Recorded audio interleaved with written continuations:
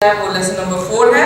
4 part है और इस पार्ट में हम देखेंगे कैसे यीशु मसीह ने पहाड़ी उपदेश में व्यवस्था को उभारा और वो उभारना किस कदर से करता है उसके बारे में आज हम चर्चा करेंगे। आइए अपने सिरों को झुकाएं। आइए अपनी याद करने की आयत को हम देखेंगे जो कि मत्ती उसका 5 और उसकी 17 और उसकी 18वां वचन है। मत्ती उसका 5 उसका 17 उसके 18वां, क्योंकि 5 अध्याय जो है उपदेशी पहाड़ी उपदेश है जो यीशु मसीह ने चेलों को और पूरी भीड़ को जो वहाँ पर एकत्रित थी उनको जो है वो उपदेश दिया। और आज हम देखेंगे कि वो उपदेश जो है वो किसके बारे में यीशु मसीह कहता है।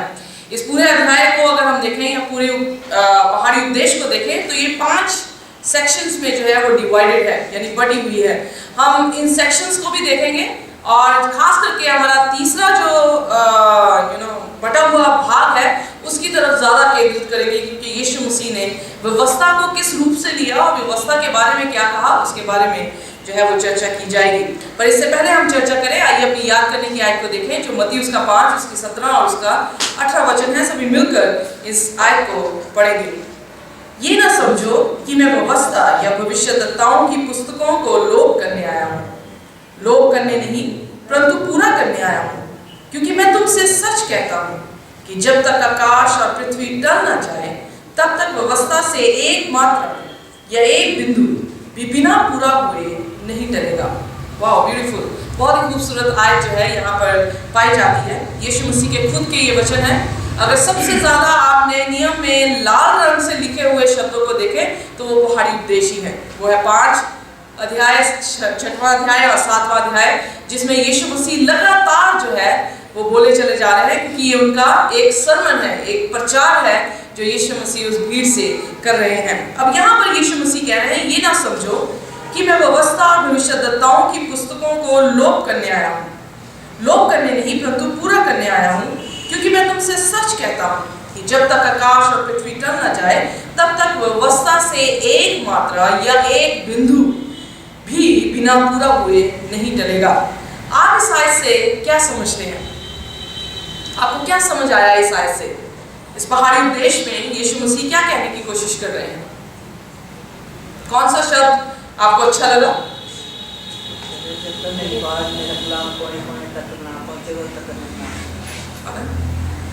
जब तक कलाम ने हाथ पौने तक पहुंचेगा उस तक नहीं हो जाएगा। ओके, जब तक रूह का कलाम जो है वो सभी तक ना पहुंचे तब तक यीशु मसीह का आना नहीं होगा। ओके, और कुछ? Very good. व्यवस्था को पूरा करने के लिए। ओके, यहाँ पे शब्द है व्यवस्था को पूरा करने के लिए जो है मसीह आए। Very good. और कुछ? जो कुछ वचन में लिखा गया है वो बहुत सच है, परमेश्वर का वचन है और जो कुछ परमेश्वर ने कहा है वो पूरा होगा। Okay, thank you very much. बड़ी अच्छी बात है कि परमेश्वर का वचन है वो हमेशा पूरा होगा। हम दूसरी बात देखते हैं यीशु मसीह उस व्यवस्था को, भविष्यद्वक्ताओं को पूरा करने आया। तीसरी चीज हम देखते हैं कि जमीन और आसमान टल जाएंगे पर व्यवस्था में से एक बिंदु, एक मात्रा भी कभी टल नहीं सकेगी, जिससे हमें ये मालूम पड़ता है परमेश्वर आज, कल और अब तक एक सा है। परमेश्वर कभी बदलता नहीं। सो परमेश्वर की व्यवस्था भी कभी बदलती नहीं। यहाँ पर हम देखते हैं परमेश्वर के वचन में लिखा ये ना समझो कि मैं व्यवस्था और भविष्यद्वक्ताओं को जो है पुस्तकों को लोप करने आया हूँ। यानी वो लोग ये समझ रहे थे कि शायद यीशु मसीह कुछ हट से जो है व्यवस्था लेकर आया है, या प्रभु यीशु मसीह ये संदेश देने की कोशिश कर रहे हैं कि उनके दिमाग में ये चल रहा था कि यीशु मसीह व्यवस्था को लोप करेगा या उसको तोड़ने के लिए आया है। कहीं बाइबल में आपको जिक्र आता है जहां पर आप ये समझते हैं कि वो सचमुच ये समझ रहे थे कि यीशु मसीह ने व्यवस्था को तोड़ा? कोई ऐसा जिक्र बाइबल में जिसमें ये हमें देखने को मिलता है कि उन्होंने ये आलोचना की कि यीशु मसीह ने व्यवस्था को तोड़ा? जब उसके चेले बालें तोड़ रहे थे। ओके, जब चेले उसके जो है बालें तोड़ रहे थे सब्बत के दिन, तो वो कह रहे कि ये बालें क्यों तोड़ते हैं? Very good. इस कारण जो है उन्होंने सोचा कि व्यवस्था को ये लोप करने आया। पर क्या प्रभु यीशु मसीह ने व्यवस्था को तोड़ा या उसके चेलों ने व्यवस्था को तोड़ा था? क्या फकीर फरीसी सब्बत के दिन खाना खाते थे कि नहीं खाते थे? तो जब उन्हें भूख लगी तो उन्होंने जो है वो बाले पकाए नहीं थे, पकने के लिए नहीं रखे थे, उन्होंने कच्चे जो है वो वैसे ही तोड़ के खाए। सो वो सोच रहे थे प्रभु यीशु मसीह व्यवस्था तोड़ने के लिए आया, प्रभु यीशु मसीह व्यवस्था तोड़ने के लिए नहीं आया था। और कोई जिक्र? जब सब्बत के दिन परमेश्वर बीमारों को चंगा कर वेरी गुड। जब सब्बत के दिन प्रभु यीशु मसीह ने बीमारों को चंगा किया तो उन्होंने सोचा कि ये कैसे बीमारों को चंगा कर सकता है, सब्बत के दिन इन्हें बीमारों को चंगा नहीं करना चाहिए।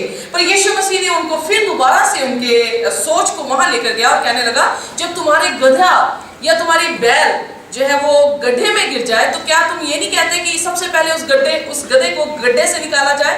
तो अगर तुम गधों या जानवरों की इतनी परवाह करते हो तो व्हाट अबाउट मैन, वो इंसान जो परमेश्वर के स्वरूप में बना है। अगर वो 12 साल से, यीशु मसीह ने कुबड़ी औरत से क्या कहा, ये 12 साल से शैतान ने इस बेटे को पकड़ा हुआ था, अगर मैं आज इसे आजाद करता हूं तो क्या ये गलत करता हूं?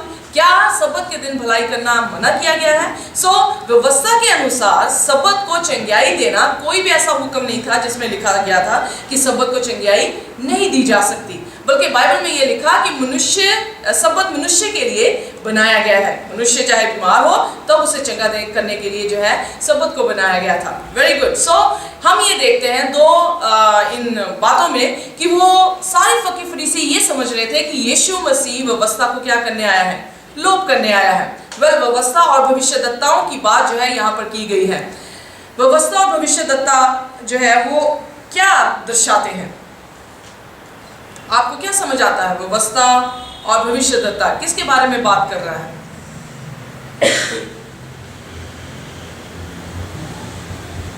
कोई भी जन में ऐसा निकालिए, मत्ती 7 उसका 12, और एक जन निकाले मत्ती 11 उसका 13। मत्ती 7 उसका 12 और मत्ती 11 उसका 13। ये भविष्यद्वक्ता और व्यवस्था ये ओल्ड टेस्टामेंट को जो है वो दर्शाता है, क्योंकि उस समय सिर्फ ओल्ड टेस्टामेंट था और प्रभु यीशु मसीह ये कहने आए कि जो पुराने नियम में लिखा है, हम देखते हैं कि मूसा ने जो है वो हुक्म दिए, व्यवस्था दी, और फिर बाकी एलिया जो था वो भविष्यवाणी या भविष्यद्वक्ता जो है वो कहलाया गया। कुछ प्रॉफिट्स ऐसे थे जिन्होंने व्यवस्था दी, कुछ प्रॉफिट ऐसे थे जिन्होंने भविष्यवाणी दी। ये पूरे नए नियम की बात जो है वो करता है। ये मिसल निकालिए, मत्ती उसका 7 उसकी 12, किसी के पास है तो जोर से पढ़ दीजिए। इस कारण जो कुछ तुम चाहते हो कि मनुष्य तुम्हारे साथ करे, तुम भी उसके साथ वैसा ही करो, क्योंकि व्यवस्था और भविष्यवक्ताओं की शिक्षा यही है। ओके, यहाँ पर यीशु मसीह कह रहे हैं कि भविष्यद्वक्ता और व्यवस्था की शिक्षा यही है। यहूदी कौम के पास कौन सी शिक्षा थी? नए नियम की शिक्षा कि पुराने नियम की? पुराने नियम की, यू नो। प्रभु यीशु मसीह पुराने नियम को जो है वो उसके भागों को, उसकी आयतों को जो है उनके सामने रखता है। अगर आगे पढ़िए, मत्ती उसका 11 उसकी 13वीं आयत। कोई भी जन जोर से पढ़ते।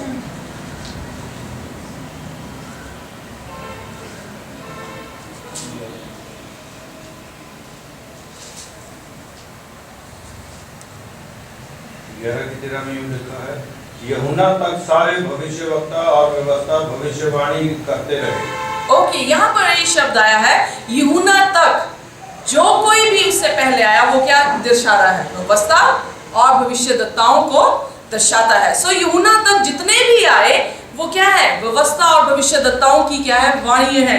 हम देखते हैं यूहन्ना नए नियम में आया, उससे पहले क्या है? पुराना नियम है। प्रभु यीशु मसीह यहाँ पे ये कह रहे हैं, ये ना समझो कि मैं जो पुराने नियम में लिखा है या मूसा ने शरीयत दी है या नबियों ने बातें की हैं उनको लोप करने आया हूँ, पर मैं उनको क्या करने आया हूँ? पूरा करने के लिए आया हूँ। फिर उसके बाद क्या कहता है? कह रहा, मैं तुमसे सच कहता हूँ, जब तक आकाश और पृथ्वी टल ना जाए तब तक व्यवस्था से एक मात्रा, एक बिंदु भी बिना पूरा किए नहीं टलेगा। जब यीशु मसीह था क्या आसमान था? यस और नो? जब यीशु मसीह जमीन पर थे और ये वचन बोल रहे थे, क्या आसमान था? यस। क्या जमीन थी? यस। इसका मतलब यीशु मसीह के कहने का अर्थ ये था कि अगर तुम देखते हो कि आकाश है, जमीन है, तो फिर व्यवस्था भी है। अगर आज के समय में हम देखें तो आकाश है, यस। जमीन है, यस। अगर आकाश है, जमीन है, तो फिर परमेश्वर की व्यवस्था आज भी हमारे साथ है। आइए मंडे लेसन को देखेंगे, संडे लेसन देखेंगे। एक मात्रा या एक बिंदु। एक मात्रा या एक बिंदु का अर्थ जो है वो क्या है? 17 और 5 की 17 से 20 आयत तक हम पढ़ेंगे। कृपया कोई भी जोर से पढ़ दे। मत्ती उसका 5 और उसकी 17 से 20 आयत तक। ये न समझो कि मैं व्यवस्था या भविष्यवक्ताओं की पुस्तकों को लोप करने आया हूँ। लोभ करने नहीं परंतु पूरा करने आया हूँ। ओके, यहाँ पर बाइबल कहती है, पहला शब्द हमें कंसंट्रेट जिस पे सोचने की जरूरत है वो है पूरा करने के लिए आया हूँ। जो पूरा करने का शब्द है, जो शब्द इस्तेमाल किया गया है वो ओरिजिनली जो भाषा में इब्रानी भाषा में लिखा गया है वो प्लेरो है, जिसका अर्थ है फिल अप। यू नो, आप फिल अप द ब्लैंक्स करते हैं, आपके सामने एक खाली स्थान होता है और आपने उस खाली स्थान को जो है वो भरना है। मूसा ने जो खाली स्थान छोड़ा था, यीशु मसीह कह रहा है मैं उसको क्या करने आया हूँ, भरने के लिए आया हूँ।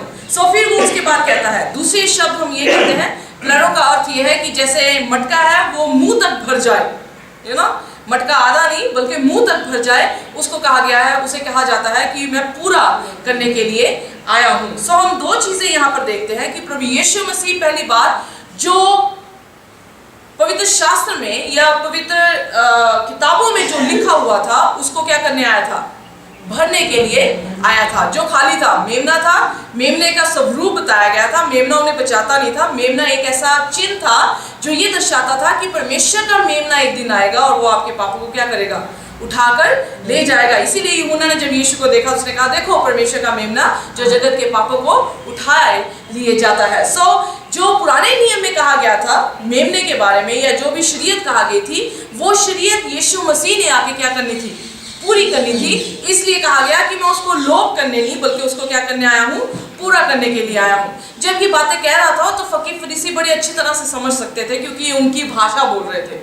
यू नो, कई बार ऐसा होता है कि अगर आप इंडिया में प्रचार कर रहे हैं और विलायत के लोग जो हैं या इंग्लिश या अंग्रेज या गोरे लोग आपकी बात को सुने तो आपके पास कुछ ऐसी कहावतें होती हैं जो अंग्रेजी में उनके पास नहीं होती। सो जब कुछ आप कहावत बोलते हो तो वो आप भी समझ पाते हो। कई बार आप मजाक करना चाहें और कुछ जोक देना चाहें और जोक जो है वो पंजाबी में है और उसको इंग्लिश में अगर ट्रांसलेट करें तो उसका इतना मज़ा नहीं आता, पर अगर उसी को पंजाबी में बताया जाए तो फिर आप उसका आनंद जो है वो ले सकते हैं। सो यानी क्यों मैं ऐसा कह रही हूँ, क्योंकि पंजाबी हमारी भाषा है, हम अच्छी तरह से समझते हैं कि उस बात का क्या अर्थ निकलता है। उसी प्रकार से यहाँ पर यीशु मसीह जब उन्हीं की भाषा में प्लेरो शब्द इस्तेमाल कर रहा था तो उन्हें समझ आ रहा था कि यीशु क्या कहता है कि जो पुराने नियम में व्यवस्था दी गई है उसकी फिल अप द ब्लैंक्स, उसको भरने के लिए मैं इस धरती पर आया हूँ। दूसरी बात हम देखते हैं कि इतना ही नहीं, इसके शब्द का दूसरा अर्थ भी है कि जैसे मैंने कहा कि मटका पूर्ण तौर से भरता है, उसी प्रकार से प्रभु यीशु मसीह ने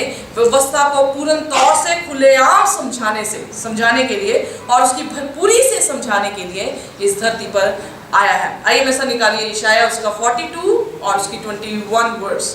कोई भी जन जल्द से निकाले यशाया 42 और उसकी 21वीं आयत।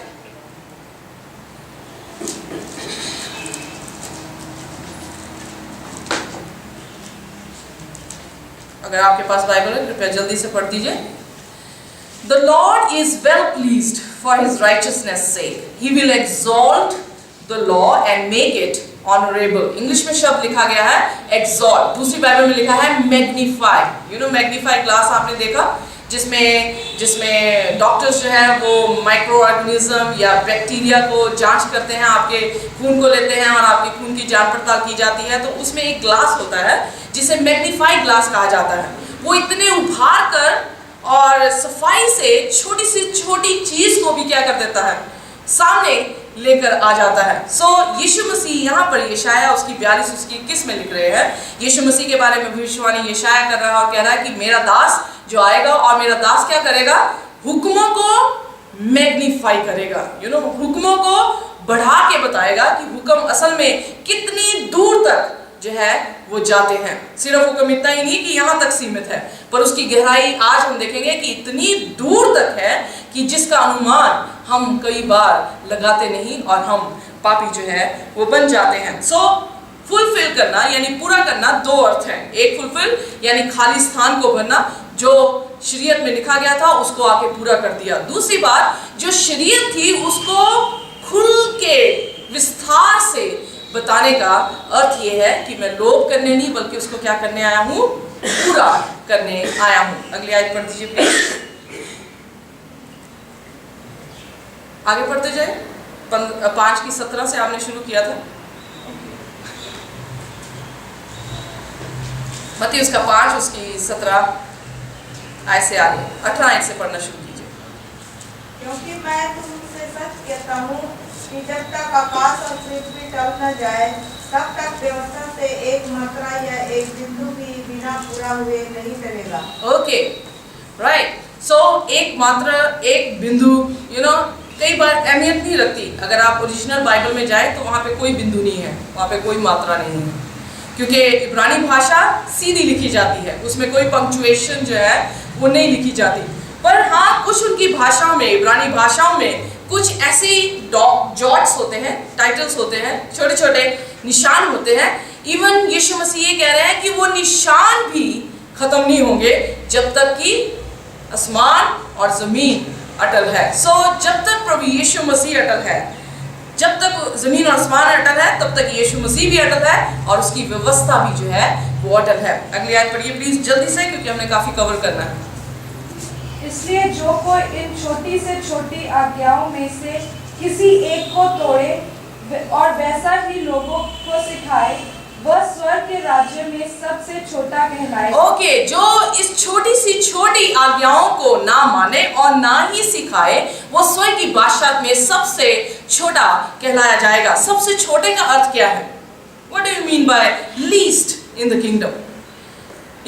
जस्ट इमेजिन, बहुत सारे लोग ये कहते हैं कि अगर हमने व्यवस्था नहीं भी मानी तो कोई बात नहीं, हम स्वर्ग में छोटे हो जाएंगे, बड़े ना रहे, हम छोटे होंगे पर स्वर्ग में दाखिल जो हो जाएंगे। पर मैं आपको ये कहना चाहती हूँ कि जो छोटी की छोटी, छोटी से छोटी आज्ञाओं को भी नहीं मानते, वो स्वर्ग की बादशाहत में जाएंगे ही नहीं। राइट? कैसे आप कह सकते हैं कि नहीं जाएंगे? क्योंकि याकूब की पत्री में याकूब लिखने वाला कहता है, कह रहा अगर तुम एक आज्ञा तोड़ते हो तो सारी आज्ञाएं क्या हो गई? टूट गई। क्योंकि एक इस तरह से माला है कि माला, दो मोती जो है वो एंड में है, जो यीशु मसीह ने दो हुक्म दिए, एक अपने परमेश्वर से प्रेम कर, दूसरा अपने पड़ोसी से प्रेम कर। कहता उसी में सारे हुक्म जो है वो डले हुए हैं। अगर एक मोती टूटता है तो मोती के जो माला की मोती हैं वो सारी की सारी जो है वो क्या हो जाती हैं? बाहर निकल जाती हैं। दाऊद ने पाप किया। दाऊद ने क्या पाप किया? दाऊद ने जो है वो दाऊद ने एक औरत को पसंद किया और वो जनाकारी की सोच करने लगा। जब जनाकारी की, ये भी पाप कर दिया, साथ में वो क्या कर रहा है? उसके ही आदमी को पत्र लिख के ये भेज रहा है कि इसको सबसे आगे रख के इसको क्या कर दिया जाए? मार दिया जाए। जब मार दिया जाए, झूठ भी बोल दिया, उसने जनाकारी भी कर दी। कहने का अर्थ ये कि एक पाप के बदले उसे कितने पाप जो है उसमें दाखिल हुआ। जब एक पाप करते हैं और कितने पापों में हम दाखिल होते हैं, तो what do you mean by that? क्या हम स्वर्ग की बादशाहत में जाएंगे? यीशु मसीह ने कहा पाप और परमेश्वर कभी भी इकट्ठे नहीं हो सकते। अगर पाप में हम हैं तो इसका अर्थ ये है कि हम स्वर्ग की बादशाहत में जाएंगे ही नहीं। आइए देखिए मंडे लेसन ये बताता है मर्डर, हत्या के बारे में। मत्ती उसका 5 उसकी 21 से 26 आयत तक जो है, कृपया आप पढ़ना शुरू करें। आज हम देखेंगे यीशु मसीह ने उपदेश जो पहाड़ पे दिया, वो उपदेश में भी यीशु मसीह जो है व्यवस्था को किस प्रकार से विस्तार से बताते हैं। कोई भी पाप करने से नहीं होता, हर कोई पाप सोचने से जो है वो हो जाता है। आइए देखिए, ऐसा निकालिए मत्ती उसका 5 उसकी 21 से 26 आयत तक। तुम सुन चुके हो कि पूर्व काल में लोगों से कहा गया था कि हत्या न करना। ओके, यहाँ पर यीशु मसीह ने फिर दोबारा से उनकी सोच जो है वो जो स्क्रिप्चर, जो वो परमेश्वर के कलाम को पढ़ते थे, उनकी तरफ लेकर गया। कह रहा तुम सुन चुके हो कि हत्या मत करना। अब ये व्यवस्था जो है वो प्रभु यीशु मसीह की नैतिक व्यवस्था है, मूसा की शरीयत नहीं है। नैतिक व्यवस्था 10 हुक्मों के बारे में जिक्र करता है, जिसमें हम देखते हैं कि 10 हुक्मों में से एक हुक्म है तू हत्या ना करना। कहता तुमने सुन रखा है कि ये कहा गया है कि हत्या ना करना, पर मैं तुमसे कहता हूँ। अब यीशु मसीह कहता है, यीशु मसीह ने 10 हुक्म जो है वो एक तरह के प्रिंसिपल हैं। वो प्रिंसिपल है जो विस्तार से आपको बताएंगे। कई बार आप सोचेंगे, लोग कहते हैं कि बाइबल में लिखा है कि सिगरेट में नहीं पीना, इसके बारे में जिक्र नहीं आया। सिगरेट का जिक्र जो है वो नहीं आया। वो कहते हैं इसलिए बाइबल में नहीं लिखा और हम सिगरेट पीते हैं, ये पाप नहीं है। गांजे का शब्द जो है वो लिखा नहीं गया कि गांजा मत पीना, पर ये जरूर लिखा गया है कि हत्या मत करना। हत्या मत करने का अर्थ क्या है? अपनी भी हत्या ना करना, दूसरों की भी हत्या ना करना। अपनी हत्या हम कैसे करते हैं? जो चीजें नाशवान हैं, अगर हम उसको पीते हैं तो हम आहिस्ते आहिस्ते अपने आप को क्या कर रहे हैं? खत्म करते चले जा रहे हैं। इसलिए अबॉर्शन जो है वो पाप है। क्यों? क्योंकि हम हत्या करते हैं। इसलिए बाइबल बताती है कि तुमने सुन रखा है कि हत्या मत करना, पर मैं तुमसे अब ये कहता हूं। क्या कहता है? कृपया पढ़िए आगे। और जो कोई हत्या करेगा वह कचहरी के दंड के योग्य होगा, परंतु मैं तुमसे यह कहता हूँ कि जो कोई अपने भाई पर क्रोध करेगा वह कचहरी के दंड के योग्य होगा। ओके, यहाँ पर हत्या की बात की गई है, पर यीशु मसीह और गहराई में क्या इस व्यवस्था कितनी दूर तक जाती है उसके बारे में जो है वर्णन कर रहा है। कहता अगर तुम अपने भाई के बारे में क्रोध भी कर लो, क्रोध कहाँ से आता है? हाथों से, मन से आता है। कहने का अर्थ क्या है? जो काम किया नहीं पर सोच लिया गया है। ओके, कहता कि जो कोई अपने भाई पर क्रोध कर ले, बिना किसी वजह के क्रोध करे। आगे पढ़िए प्लीज। और जो कोई अपने भाई को निकम्मा कहेगा वह महासभा में दंड के योग्य होगा। ओके, निकम्मा शब्द का क्या अर्थ है? इंग्लिश में लिखा फूल। यीशु मसीह ने भी कई बार फूल कहा।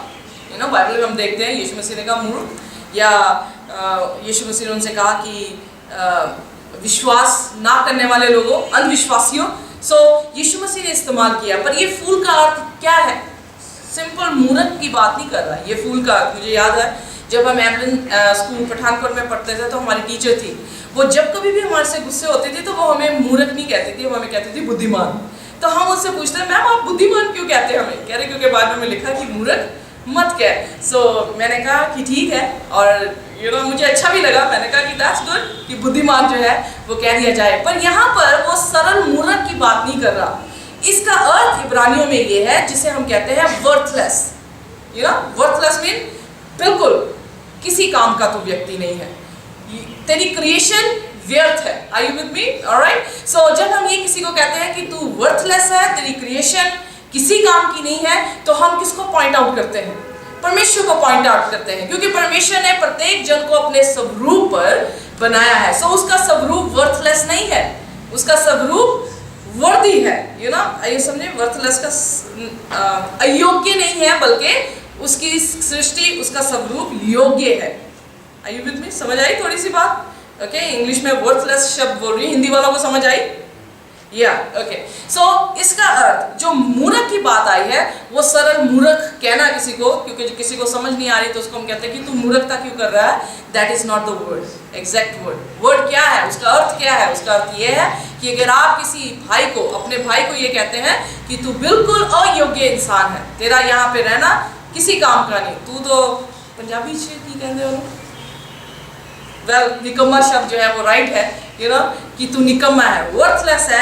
उसके लिए यीशु मसीह अगर तू कह देता अपने भाई को, या क्रोध करता है, या अपने मुंह से ये कहता है, आगे पढ़िए प्लीज। और जो कोई कहे अरे मूर्ख, वह नरक की आग के दंड के योग्य होगा। ओके, कहता है कि कहने का अर्थ क्या है कि तेरे एक्शन से तूने हत्या नहीं की, बल्कि तूने सोचा और तेरे शब्दों ने जो बोला। कई बार आप देखेंगे जितने साइकेट्रिक पेशेंट होते हैं, कई पेशेंट ऐसे हैं डिप्रेशन में चले जाते हैं। अगर आप उनकी हिस्ट्री पढ़ें तो उनको हिस्ट्री कई बार ऐसे महसूस होती है कि उनके पेरेंट्स या उनके बच्चे, बुजुर्ग हैं तो उनके बच्चे कुछ ऐसे शब्द उनके लिए इस्तेमाल करते हैं बार बार, कि वो शब्दों के कारण जो है वो क्या हो गए हैं, इतने प्रसीमित हो गए कि वो डिप्रेशन, तनाव में जो है वो चले जाते हैं।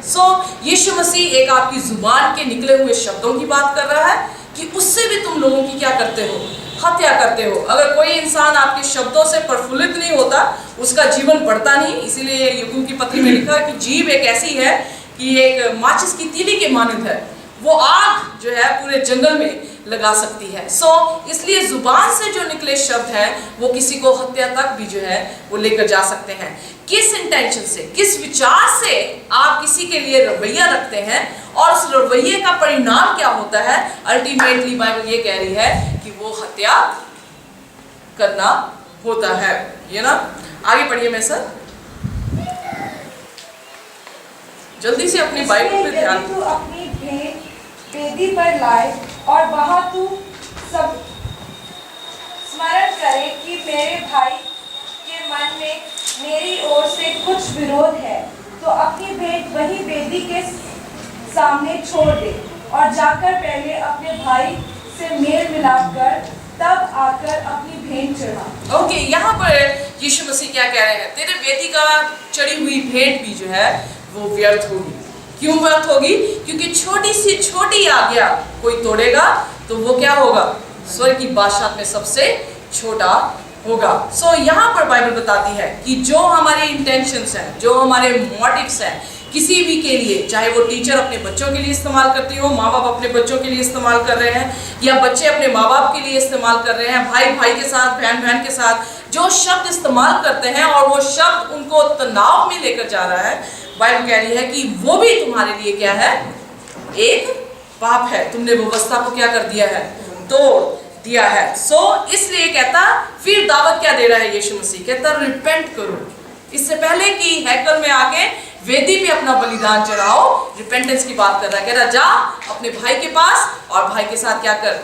मेल करके अपनी भेंट जो है वो वापस लेकर आओ। सो हम कई बार यहाँ पर भी हम देखते हैं, हम अपनी रीतियों पर चलते हैं। जैसे हमारे माँ बाप ने हमारे साथ व्यवहार किया जब हम गलती करते थे, वही व्यवहार हम अपने आगे बच्चों के साथ कर रहे हैं, पर हम ध्यान नहीं कर रहे कि जो व्यवहार हम कर रहे हैं उसका परिणाम हमारे बच्चों पर जो है वो कैसा होगा। कई बार मानसिक तौर से बच्चे तनाव में जाते हैं, कई बार शारीरिक तौर से भी जो है वो तनाव में चले जाते हैं। सो इससे बाइबल, उनकी हत्या मत करना, उनको अच्छे शब्द बोलो, उनको ऊपर उठाने की कोशिश करो। इसीलिए यीशु मसीह हमेशा योना नबी के पास आया तो क्या कहा? उठ। फिलिप्पुस के पास आया तो क्या कहा? उठ। सो यीशु मसीह हमें उठाने के लिए आया है और वही चरित्र वो हम में डालना चाहता है कि हम किसी को गिराए नहीं, बल्कि हम सभी को उठाएं। अगर पाप भी किया है, पाप में भी है, उसको भी इतना इनकरेज करो कि वो पाप से बाहर निकल कर आ सके। सो यहाँ पर एक एक मर्डर जो है वो इस ढंग से बताया गया है कि सिर्फ मर्डर चाकू से किसी को मारना नहीं है, बल्कि अपने शब्दों से भी, अपनी सोच से भी अगर किसी के लिए तुमने हत्या का ध्यान कर दिया तो तुमने क्या कर दिया? पाप जो है वो कर दिया। सो व्यवस्था सिर्फ यहाँ तक नहीं, बल्कि बाइबल कह रही बहुत दूर तक उसका जो है वो घेरा है। आइए देखिए Tuesday lesson adultery. Tuesday lesson जो है वो अडल्ट्री पर है, व्यभिचार के ऊपर। मत्ती उसका 5 उसकी 27 से 32 आयत तक जल्दी से पढ़ दीजिए, आहिस्ते आहिस्ते भी पढ़िए क्योंकि मैंने बीच बीच में बोला भी है, पर अपना ध्यान इन्हीं आयतों में रखिए। मत्ती 5 27 से 32। तुम सुन चुके हो कि कहाँ गया था। जोर से। तुम सुन चुके हो कि कहाँ गया था व्यभिचार ना करना, परंतु मैं तुमसे ये कहता हूँ कि जो कोई किसी सती पर दृष्टि डाले पर अपने मन में उससे व्यभिचार कर चुका। यदि तेरी दाहिनी आंख तुझे ठोकर खिलाए तो उसे निकाल कर फेंक दे। ओके, यहाँ पर हम देखते हैं यीशु मसीह फिर वही शब्द इस्तेमाल कर रहे हैं, तुम सुन चुके हो। फिर व्यवस्था पर, भविष्यद्वक्ताओं पर वो ध्यान दिलवा रहा है। तुम सुन चुके हो क्योंकि ये 10 हुक्मों में और मूसा की शरीयत में भी लिखा गया है कि तुम क्या करना? व्यभिचार ना करना। सो पर मैं तुमसे कहता हूँ कि अगर तुमने सोच ही लिया, किसी को गंदी नजर से देख ही लिया, तो तुमने क्या कर दिया? पाप जो है वो कर दिया। सो इसलिए हमारी सोच से पाप शुरू होता है। हम किस तरह से किसी व्यक्ति के बारे में सोचते हैं? अच्छा सोचते हैं, बुरा सोचते हैं, भला सोचते हैं कि भला नहीं सोचते? वो सारा जो है बाइबल में लिखा है कि ये तुम्हारा जजमेंट में, न्याय में जो है वो गिना जाएगा। सो फिर उसके बाद 31 आयत से पढ़ना शुरू कीजिए प्लीज। ओह सॉरी, ओके 31 आयत में पढ़िए। ये भी कहा गया था, जो कोई अपनी पत्नी को तलाक देना चाहे तो उसे त्याग पत्र दे, परंतु मैं तुमसे ये कहता हूँ कि जो कोई अपनी पत्नी को व्यभिचार के सिवा किसी और कारण से तलाक दे तो वह उससे व्यभिचार करवाता है और जो कोई उससे त्यागी हुई से विवाह करे और व्यभिचार करता है। ओके, यहाँ पर प्रभु यीशु मसीह क्या कह रहे हैं? मूसा की शरीयत में 10 हुक्मों ने लिखा था कि तलाक पत्र दे देना, पर मूसा की शरीयत में लिखा था कि तलाक पत्र दे देना। इसीलिए मेरे ख्याल से लूका उसका 19 में या मत्ती उसके 19 अध्याय में हम देखते हैं यीशु मसीह के पास आया, उसने यीशु मसीह से कहने लगे कि क्या हम तलाक कर सकते हैं? तो यीशु मसीह ने उनसे क्या कहा? शुरू से तो यही कहा गया है क्या कि इंसान आदमी अपने माँ बाप को छोड़कर अपनी पत्नी से जुड़ा रहेगा। फिर यीशु मसीह ने कहा जिसे परमेश्वर ने जोड़ा है उसे कोई भी अलग ना करे। सो यीशु मसीह उनको इसके बारे में भी और मैरिज के बारे में भी और जो है वो विस्तार से बता रहा है। क्या बताने की कोशिश कर रहा है? फिर आगे हम देखते हैं, ध्यान दीजिए 33 वर्ष में 33 आयत में पढ़ दीजिए प्लीज। फिर तुम सुन चुके हो कि पूर्व काल के लोगों से कहा गया था झूठी शपथ ना खाना, परंतु प्रभु के लिए अपनी शपथ को पूरा करना। ओके, जब हम विवाह करते हैं, दो जन आदमी और औरत परमेश्वर के सन्मुख आके क्या करते हैं? वायदे करते हैं। यहाँ पर क्या कह रहा है कि तुम झूठी शपथ ना खाना। कहा गया था कि तुम झूठी शपथ ना खाना, परमेश्वर के तरफ से भी, या परमेश्वर के बिफोर द लॉर्ड, परमेश्वर के सामने, और फिर इंसान के सामने जो है वो भी शपथ, हस्बैंड वाइफ के बीच में भी वाउस है, यानी प्रोमिसेस है। और हम देखते हैं कि परमेश्वर के साथ भी उनका प्रॉमिस है कि जब तक मौत हमें अलग ना करे हम एक दूसरे के साथ बने रहेंगे, दुख में, सुख में, गरीबी में, अमीरी में, पीड़ा में और बीमारी में, हर समय हम एक दूसरे के साथ जो है वो बने रहेंगे। इसलिए यीशु मसीह क्या कह रहा है? कह रहा है अगर तुम अपनी पत्नी को छोड़कर किसी और के बारे में सोच भी लेते हो तो तुमने क्या कर दिया? पाप जो है वो कर दिया। सो अगर सोच में भी आ गया तो बाइबल में लिखा है कि वो भी न्याय के तख्त में जो है उसका न्याय किया जाएगा, क्योंकि लिखा है कि जो तुमने वाचा बांधी है परमेश्वर के सामने भी और एक दूसरे के सामने भी, उस वाचा को कभी भी झूठा मत करना। सो झूठी गवाही ना देना, तो झूठी साक्षी ना देना, झूठी प्रॉमिस या वाचा भी जो है वो ना करना। फिर बाइबल में लिखा है, आइए 35 आयत में पढ़िए प्लीज। न धरती की, क्योंकि वह उसके पांवों की चौकी है।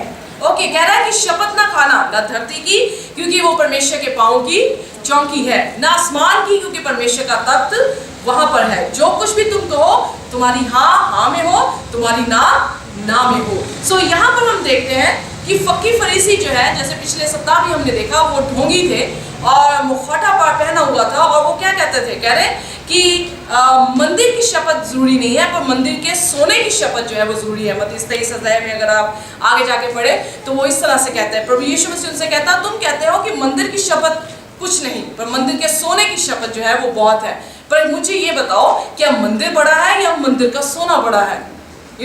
मंदिर बड़ा है क्योंकि सोना मंदिर के अंदर है। सो अगर तुम शपथ मंदिर की खाते हो तो तुमने सभी चीजों की जो मंदिर के अंदर है उन सभी की क्या कर ली है?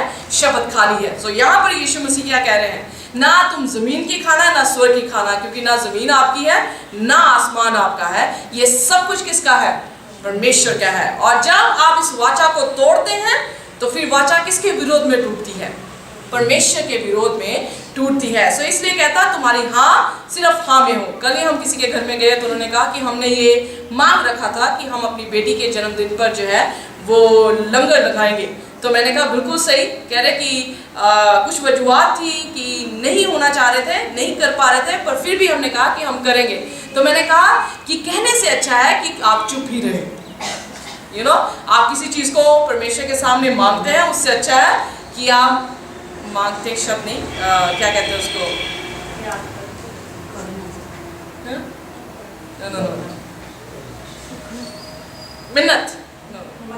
मन्नत, राइट, शब्द। ओके, सो आप मन्नत मांगे, उससे बेहतर, अगर नहीं पूरा कर सकते उससे बेहतर क्या है कि आप, बाइबल में लिखा, चुप रहे। सो हाँ की हाँ में हो, ना की बात ना में हो। झूठ जो है वो परमेश्वर को अच्छा नहीं लगता। सो इसीलिए नीति वचन में लिखा, मैं झूठ से क्या करता हूँ? नफरत करता हूँ। इसलिए प्रकाशित वाक्य उसका 21 अध्याय में लिखा, झूठे स्वर्ग की बादशाहत में नहीं जाएंगे। सो इसलिए प्रॉमिस वेडनेसडे लेसन हम देखते हैं 33 आयत से हमने आगे पढ़ लिया कि 33 आयत में जो वाचा की बात कर रहा है प्रभु यीशु मसीह, उन वाचा पे भी प्रभु यीशु मसीह क्या कह रहा है कि वाचा जो है वो गलत नहीं लेनी, कोई भी ओथ, कोई भी वाव जो है वो गलत मत लेना। आगे पढ़िए मेरे साथ थर्सडे लेसन, थर्सडे लेसन मत्ती 5 उसकी 38 से 48 वर्स तक, 38 to 48 वर्स।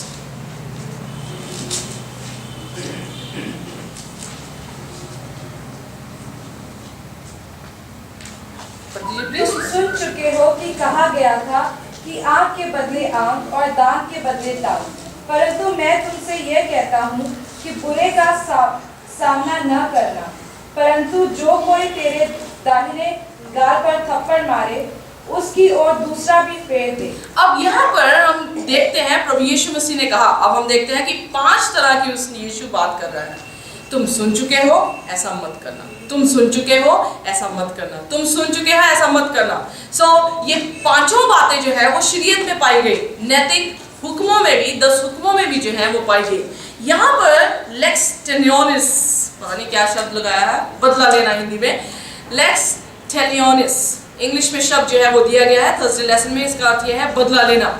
यहाँ पर जो शब्द दिया गया है ये मूसा की शरीयत में लिखा गया था और उस समय के लोगों में, राज्यों में ये पाया जाता था कि दांत के बदले दांत, पत्थर के बदले पत्थर जो है वो दिया जाएगा। यीशु मसीह ने उनसे कहा तुम सुन चुके हो कि आंख के बदले आंख और दांत के बदले दांत देना।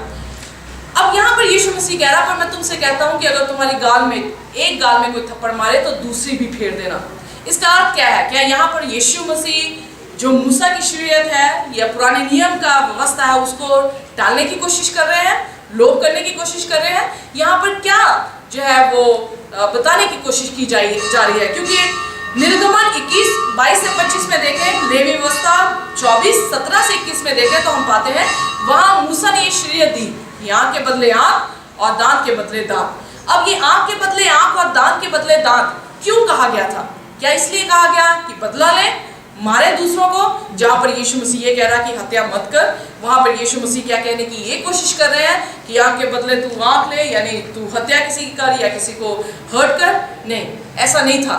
ये व्यवस्था इसलिए नहीं दी गई थी कि तू बदला ले, ये व्यवस्था इसलिए दी गई थी कि तुम ये सचेत रहो कि जिस तरह से, इसीलिए यीशु मसीह ने मत्ती उसके साथ में क्या लिखा, दोष मत लगाओ, ऐसा ना हो कि तुम पर भी दोष लगाया जाए। किसी की आंख मत निकालो, ऐसा ना हो कि तुम्हारी भी आंख निकाली जाए। किसी के दांत मत तोड़ो, ऐसा ना हो कि तुम्हारा भी दांत तोड़ा जाए। प्रभु यीशु मसीह यहाँ पर बदला लेने की बात के बारे में जो है वो कह रहा है। बदला लेने की फितरत जो है उनमें आ चुकी थी। वो रोमी हुकूमतों को भी पसंद नहीं करते थे, वो ये सोच रहे थे कि ये सहज है किसी भी व्यक्ति के लिए कि वो किसी भी व्यक्ति पर क्रोध करे या उस व्यक्ति पर जो उसकी आंख को तोड़े उसको भी जो है वो क्या करे, आगे से मारे। उनकी फितरत में ये पाप उनके लिए सहज था। Are you with me? Alright? ये पाप उनके लिए नहीं था कि जब वो रोमी हुकूमतों को भी जो है नफरत कर रहे हैं तो फकीर फरीसियों और जितने इजरायली कौम थी वो यही सोच रहे थे। इसीलिए योना नबी, अगर आप ध्यान दें, योना नबी को यीशु मसीह ने कहाँ भेजा? नैनवे को भेजना चाह रहा है, पर योना नबी कहाँ जा रहा है?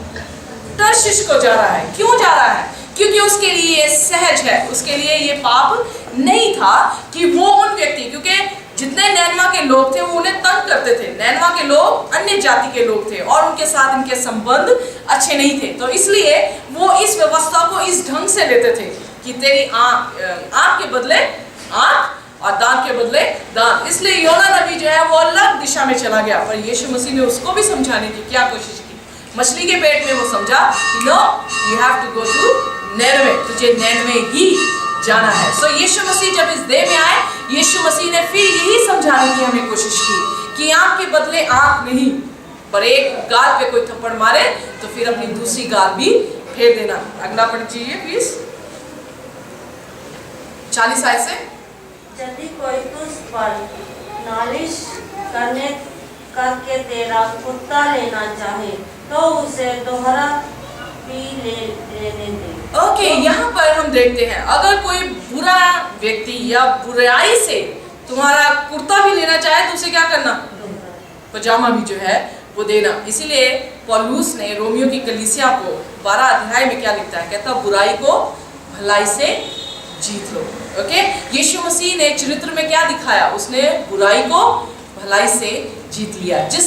जिसने उनको क्रूस पर टांगा था, यीशु मसीह वहां पे क्या कह के गया है पिता इन्हें माफ कर क्योंकि ये नहीं जानते कि ये क्या कहते हैं। इसीलिए सूबेदार ने अपना टोप निकाल कर क्या कहा, जिसने उसे मारा था, जिसने उसको क्रूस पर टांगा था, उसने कहा ये सचमुच में परमेश्वर का पुत्र है।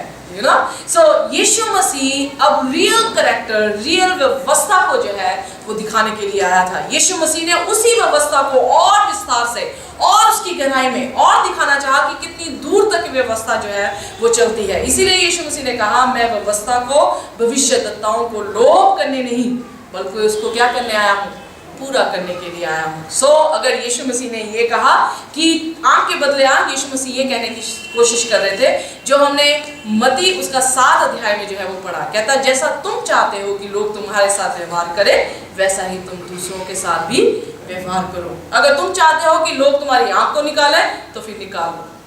अगर तुम चाहते हो कि लोग आके तुम्हारे दांतों को तोड़े तो फिर जाओ जाके दांत को जो है वो निकाल लो। पर मैं तुमसे कहता हूँ, ये तुमने सुन रखा है, पर मैं तुमसे ये कहता हूँ कि अगर कोई एक गाल पर भी थप्पड़ मारे तो फिर दूसरी गाल भी उनके सामने जो है वो क्या कर देना, फेर देना।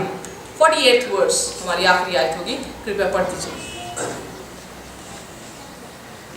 इसलिए चाहिए कि तुम सिद्ध बनो जैसा तुम्हारा स्वर्गीय पिता सिद्ध है। आमेन, कह सकते हैं आमेन। ऑलराइट, सो यहाँ पर यीशु मसीह अंत में क्या कह रहे हैं, यीशु मसीह ने अंत में ये कहा जैसा तुम्हारा स्वर्गीय पिता सिद्ध है वैसे ही तुम भी सिद्ध बनो। स्वर्गीय पिता की इच्छा यीशु मसीह ने पूरी की। Are you with me? Alright? So अगर स्वर्गीय पिता सिद्ध है तो यीशु मसीह भी सिद्ध है। अगर यीशु मसीह सिद्ध है तो उसके कहने पे जब हम कुछ करेंगे तो हम भी क्या बनेंगे, सिद्ध बनेंगे। इसीलिए मैंने आपसे कहा पहाड़ी उपदेश 5वां, 6वां और 7वां अध्याय जो है वो पाया जाता है। 7वें अध्याय में अंत में यीशु मसीह ने एक बात कही। क्या बात कही? उसने कहा कि जो मेरे वचनों को सुनता है और उस पर चलता है वो एक ऐसे बुद्धिमान व्यक्ति के समान है जिसने अपना घर चट्टान पर बनाया। मैं बरसा और बाढ़ें आई पर वो घर जो है चट्टान पर स्थिर रहा। पर जो मेरी बातों को सुनता है पर उसको नहीं मानता वो उस मनुष्य के समान है जो मूर्ख है जिसने अपना घर रेत पर बनाया। मींह बरसा, बाढ़ आई और फिर वो घर जो है वो क्या हो गया, ढह गया।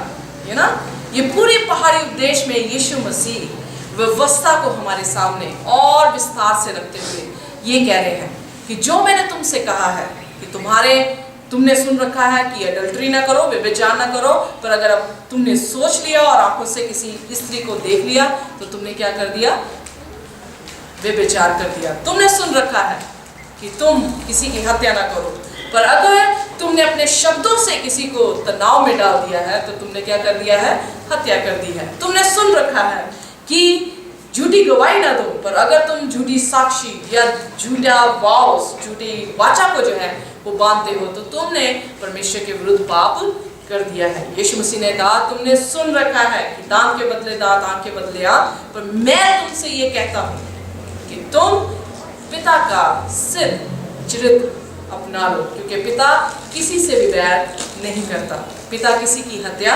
नहीं करता, पिता किसी के साथ व्यभिचार नहीं करता। अगर उसने आपको अपनी कलीसिया बनाया है तो वो किसी और की तरफ ध्यान नहीं देगा। अगर आपको उसने अपने बच्चे बनाया है तो वो आपकी कभी भी हत्या नहीं करता। इसलिए कहता है जैसा स्वर्गीय पिता सिद्ध है वैसे ही तुम भी सिद्ध बनो, यानी जो स्वर्गीय पिता का चरित्र है वैसा ही चरित्र तुम पर भी हो।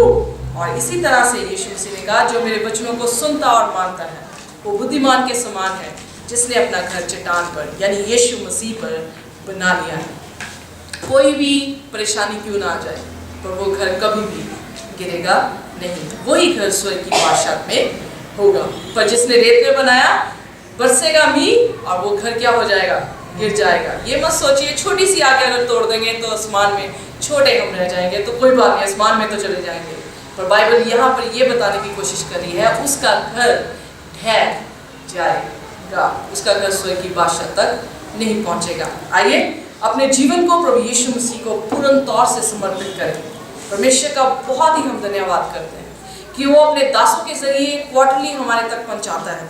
अगर ये क्वार्टरली ना हो, मैंने आज तक किसी भी चर्चिस में ऐसा पाठ सुनने को या पढ़ाने को नहीं सुना, पर सेवन डे एडवेंटिस्ट चर्च खास समय निकालता है ताकि आपको वचन परमेश्वर का समझ आए और आप परमेश्वर में उन्नति जो है वो कर सकें।